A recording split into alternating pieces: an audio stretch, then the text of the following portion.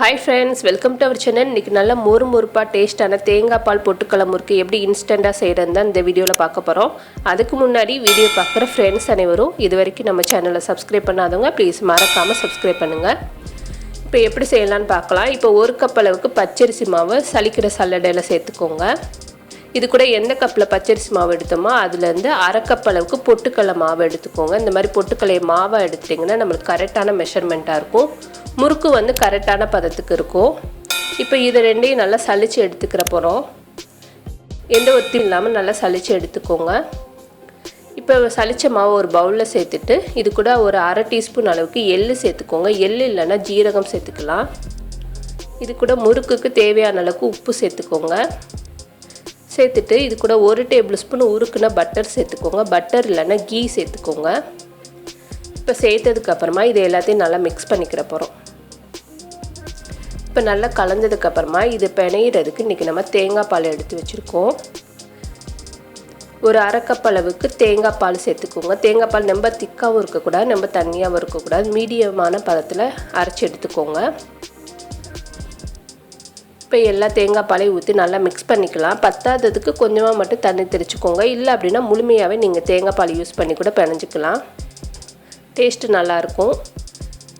இப்போ கொஞ்சம் பிணைஞ்சதுக்கப்புறமா பத்தாததுக்கு கொஞ்சமாக மட்டும் தண்ணி தெளிச்சுக்கிறேன். தண்ணி தெளிச்சுட்டு கொஞ்சம் சப்பாத்தி பதத்துக்கு பிணைஞ்சிக்கோங்க. சப்பாத்தி மாவு எந்த பதத்துக்கு கையில் ஒட்டாத பதத்துக்கு இருக்குமோ அந்த பதத்துக்கு நல்லா பிணைஞ்சு எடுத்துக்கலாம். இப்போ பிணைஞ்சதுக்கப்புறமா நம்ம முறுக்கு புளியறதுக்கு இந்த மாதிரி தேன்குழல் அச்சு இருக்கும், ஒரு 3 ஓட்டை இருக்கும், அந்த மாதிரி அச்சு எடுத்து வச்சுக்கோங்க. அடுத்து நம்ம அச்சை வந்து இது முறுக்கு புளியறதுல சேர்த்துட்டு நம்ம பிணைஞ்சு வச்ச மாவில் சின்ன ஓவல் சைஸாக உருட்டிக்கிற போகிறோம். உருட்டிட்டு நம்ம அச்சில் சேர்த்துக்கலாம். இது நம்ம சிம்பிள் தான், 5லேருந்து 10 நிமிஷத்தில் செஞ்சிடலாம். ஆனால் டேஸ்ட்டு பார்த்திங்கன்னா சூப்பராக இருக்கும். இப்போ இந்த மாதிரி கண்ணு கரண்டியில் நம்ம முறுக்கை வந்து புளிஞ்சிக்கிற போகிறோம். ஒரு 2 சுற்று 3 சுற்று மட்டும் சுற்றிக்கோங்க. இதே மாதிரி நம்ம ஒரு 3-4 பீஸ் முறுக்கை வந்து புளிஞ்சு எடுத்துக்கோங்க. எடுத்துகிட்டு நம்ம ஆயிலில் சேர்த்துக்கலாம். இப்போ கரெக்டாக புளிஞ்சாச்சு. நம்மளுக்கு கட் ஆகாமல் வரணும், அதான் பதம். கட் ஆகிடுச்சுன்னா நம்மளுக்கு தண்ணி பத்தலைன்னு அர்த்தம். இன்னும் கொஞ்சம் தண்ணி எக்ஸ்ட்ரா சேர்த்து நீங்கள் புளிஞ்சிங்கன்னா நம்மளுக்கு கரெக்டாக கட் ஆகாமல் வரும். இதே போல் எல்லா முறுக்குமாவையும் நம்ம ரெடி பண்ணி வச்சுக்கலாம். இப்போ பொரிக்கிறதுக்கு கடாயில் ஆயில் ஹீட் பண்ணிக்கோங்க. ஹீட் பண்ணிவிட்டு மீடியமான ஃப்ளேமில் வச்சுக்கோங்க. வச்சுட்டு ஒரு 3 பீஸ் 4 பீஸ் அளவுக்கு போட்டுக்கலாம். பெரிய சட்டியாக இருந்தால் ஒரு 4 முறுக்கு கூட போட்டு பொரிச்சிக்கோங்க. நான் இன்றைக்கி சின்ன சட்டினால 3 பீஸ் மட்டும் போட்டு பொரிக்கிறேன். நம்மளுக்கு அந்த நுரையெல்லாம் வந்து நல்லா அடங்கி அந்த சத்தம்லாம் குறைஞ்சி வரும். அந்த டயத்தில் வந்து திருப்பி போட்டுக்கலாம். அந்த பபிள்ஸ் எல்லாம் நல்லா குறைஞ்சி வந்திருக்கு. இப்போ இன்னொரு சைடு திருப்பி போட்டு 2 சைடும் நல்லா கொஞ்சம் கலர் சேஞ்ச் ஆகிற வரைக்கும் வேக வச்சுக்கலாம். இது வந்து நல்லா வெள்ளையாக இருக்கும். டேஸ்ட்டு பார்த்திங்கன்னா சூப்பராக இருக்கும். கண்டிப்பாக இதே போல் தீபாவளிக்கு ட்ரை பண்ணி பாருங்கள்.